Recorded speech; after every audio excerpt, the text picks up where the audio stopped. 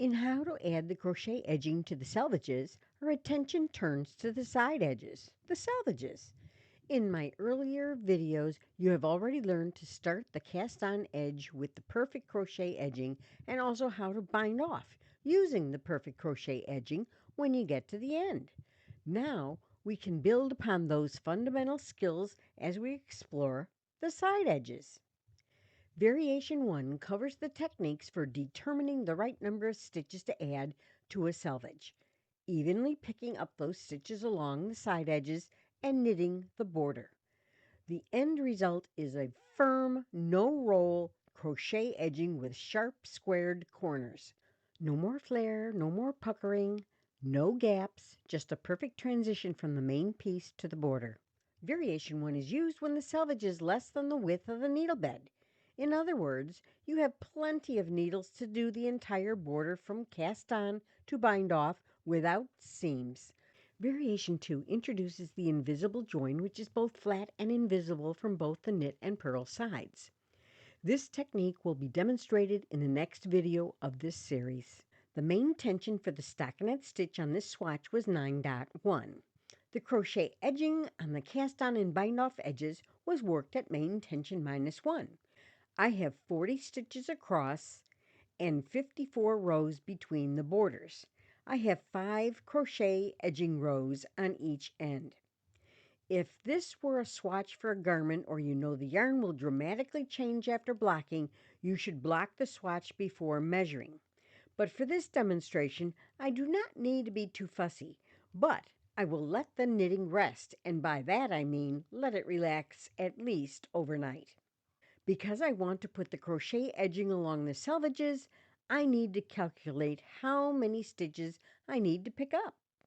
First, measure across the existing borders.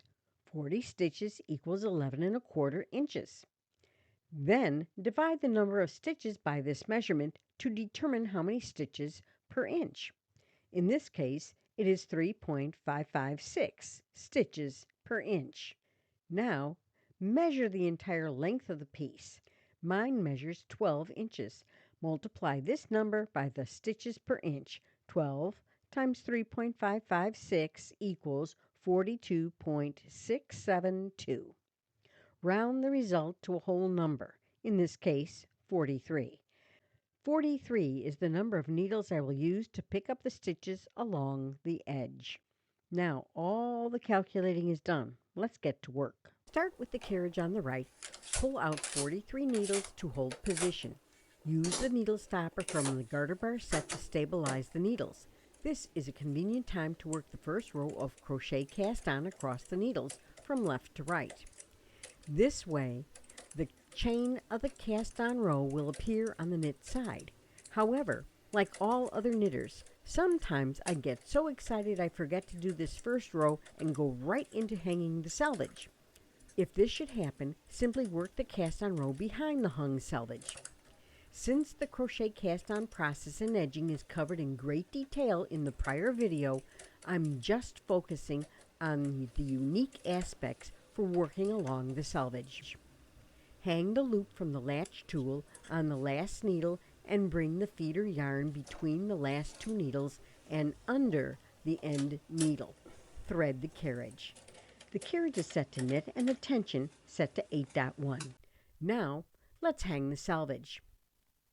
As a rule of thumb, for the crochet edging, I allocate one needle less than the number of crochet edging rows to accommodate the border stitches. In this case, there are 5 rows. Therefore, the end 4 needles on each end are reserved for the border stitches. That's because the cast on and bind off rows do not have a lot of depth. With the knit side facing the machine, pick up the edge stitches of the border first and hang them on the end 4 needles on both sides. You only need to catch the prominent loop along the border edge. That leaves the edge between the borders. When you look at the selvage of the stockinette section, you will see that every other edge stitch has a loop. You can see that it is a longer strand, and the ones in between are like little knots and are quite tight. It doesn't matter which you pick up on the first pass. This is where you ease the 54 rows into the remaining 35 needles. sounds complex, but it is really a super easy method. Here's how. Go to the middle and using the 2 eyelet transfer tool, pick up the outer half of the edge stitches and hang them on the middle needles. Then go to the half of the half and do the same.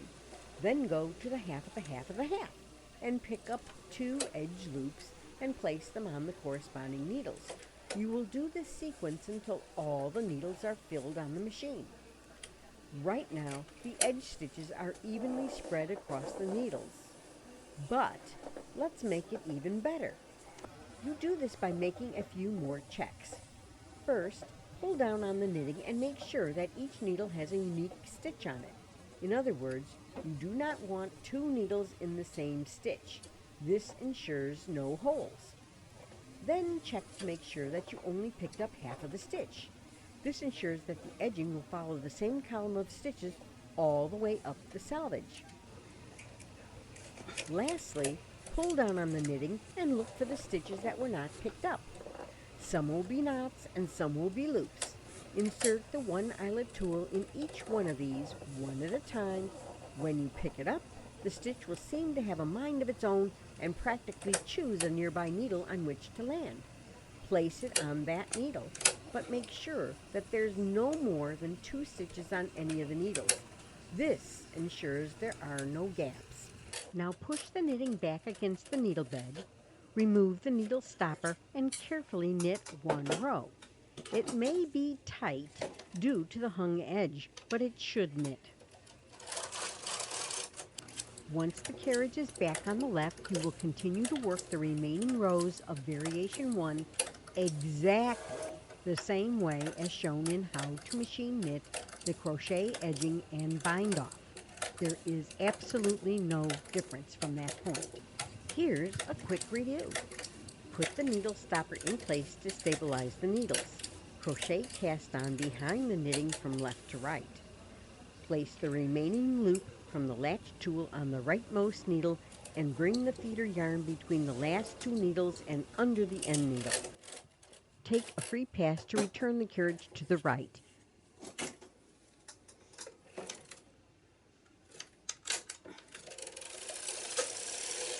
Thread the machine. Knit 1 row to the left. Repeat this process until 4 crochet cast-on rows are completed, ending with the carriage on the left. This is 1 less than the desired number of 5 to match the other crochet edgings. Then turn the knitting with a garter bar or waste yarn.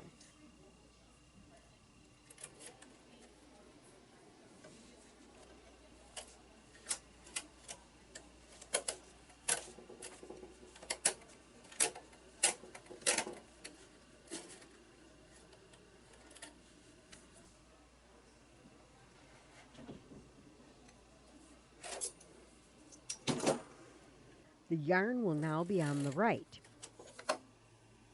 Bind off around the gate pegs. This will form the 5th chained row and also bind off the edge at the same time.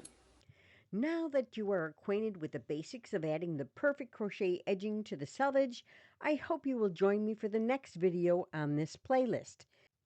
In part 2 of how to add the perfect crochet edging to the selvedges, we will dive right into variation 2, which introduces the invisible join, so you can create as many segments as you need along a lengthy edge.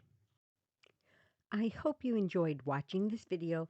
Please take a moment to subscribe and ring the bell to receive notifications of upcoming videos and events. Happy machine knitting!